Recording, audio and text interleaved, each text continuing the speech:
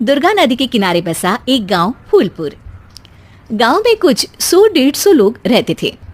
अंजलि, जो कि पास ही के जिले में रहती थी और 12वीं पास कर चुकी थी, उसके पिताजी ने बेटी को जल्दी विदा करने के लिए उसकी शादी फूलपुर गांव के मुकेश से करवा दी थी। मुकेश कभी स्कूल नहीं गया था और इस कारण वो पढ़ा लिखा नहीं था और बाकी गांव वालों की हालत भी मुकेश जैसी ही थी। मुकेश के घर में उसके माता पिता भी रहते थे। सासू माँ, मैं बाहर मंदिर तक जा रही हूँ, आधे घंटे में आ जाऊंगी। अरे अभी कहीं जाने की जरूरत नहीं है, चुपचाप जाके रसोई में रात के खाने की तैयारी करो। और ये घूंघट क्यों हटा लिया है तुमने? क्या पता नहीं कि इस गांव में औरतें बिना घूंघट के नहीं रहती। रात में अंजलि छत पर जाकर अपनी मम्मी से बात कर रही होती है। तभी गांव की 3-4 औरतें उसे देख लेती है और दरवाजे पर आकर उसकी सास से शिकायत करने लगती है। और क्या हुआ? अरे छत पे तो देखो, आपकी बहू मटक मटक के किसी से फोन पर बात कर रही है, दिन भर फोन पे लगी रहती है। अरे कल तो मंदिर के पास वो क्या कहते हैं, सेल्फी ले रही थी।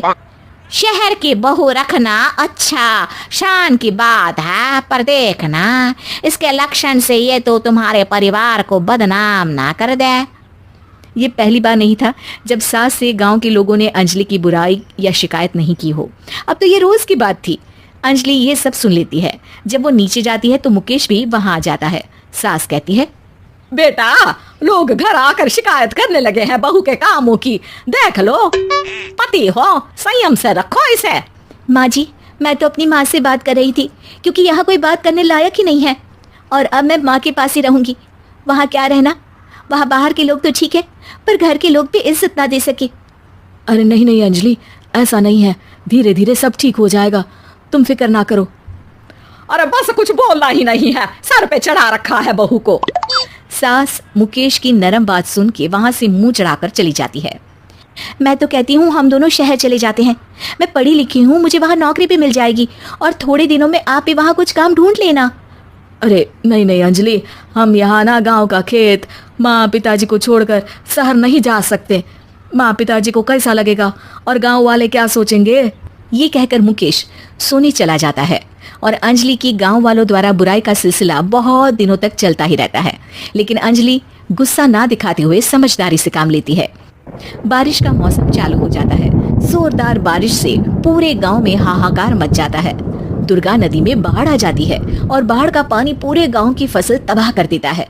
फसल की ये हालत देखकर गांव वाले निराश हो जाते हैं और बात तो यहाँ तक पहुँच जाती है कि कुछ लोग तो अंजलि को इस सब का दोषी ठहरा देते हैं। अरे पूरी फसल तबाह हो गई, पता नहीं किसकी नजर लग गई है। अरे जब से चौधरी परिवार में ये शहर की बहू आई है ना, तब से ही गांव की शांति चली गई है। इसके कर्म कांड से माँ दुर्गा नदी भी खुश नहीं है। ये सब सुनकर बेचारी अंजलि रोते हुए अपने घर चली जाती है। कुछ दिन बाद सभी गांव वाले अपनी फसल का मुआवजा लेकर अपने अपने घर आते हैं। मुकेश भी 1500 लेकर आता है। अंजलि को जब पासबुक दिखाता है तो अंजलि हैरान हो जाती है। अरे, ये पासबुक में तो उन्होंने 4000 की एंट्री करी है और आपको सिर्फ 1500 दिए। सच में?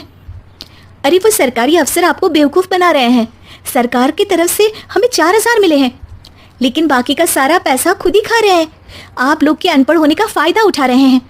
ये सब सुनकर मुकेश परेशान हो जाता है, लेकिन अंजलि उसे हिम्मत से काम लेने को कहती है और सुबह होते ही मुकेश को पंचायत कार्यालय ले जाती है और साथ में गाँव के और लोगों को भी। आप सरकारी बाबू क्या गांव के लोगों को बेवकूफ समझते हैं? आपको क्या लगता है ये पढ़े लिखे नहीं है तो आप कुछ भी मनमानी करेंगे? ये बेचारे दिन रात इतनी मेहनत करते हैं, ये हमारे अन्नदाता हैं और आप इनके साथ ऐसा धोखा करते हैं। अरे क्या बके जा रही है ये लड़की, किस धोखे की बात कर रही है? अपने कांड करके नदी माँ को नाराज करके हमारा नुकसान करके इसे चैन नहीं मिला क्या? सरपंच जी, इन सरकारी बाबू ने मुझे बेवकूफ बनाया है और मेरे हिस्से के पैसे खुद चट कर गए। बस ये सुनते ही सरपंच वहां से दुम दबाकर भाग जाता है। पता चलता है कि जनपद अधिकारियों ने गांव के सरपंच के साथ मिलकर सबके साथ धोखा किया है। सब लोगों का विरोध शुरू हो जाता है और आखिर में अधिकारी सब गांव वालों के हिस्सों के बचे हुए पैसे उन्हें लौटा देते हैं और कई दिन तक सरपंच गांव में लौटता ही नहीं। अंजलि, तुम नहीं होती तो हम गांव वालों को तो पता ही नहीं चलता कि ये हमें हर बार बेवकूफ बनाते हैं। हाँ हाँ अंजलि बेटी, हमें माफ कर दो। हम सब तुम्हें बुरा भला कहते रहे, लेकिन तुमने ही आज हमें बेवकूफ बनाने से बचाया है। हमें तुम पर गर्व है बेटी। अब समझ आया कि सरपंच तुमसे नहीं, तुम्हारे पढ़े लिखे होने से नफरत करता था। क्यों ना इस बार हम अंजलि को ही सरपंच पद के लिए चुन ले। क्या कहते हो गांव वालों? पढ़ी लिखी सरपंच। बस पूरा गांव अंजलि के लिए ताली बजाता है और अंजलि की सास उसे खुशी से गले लगा लेती है।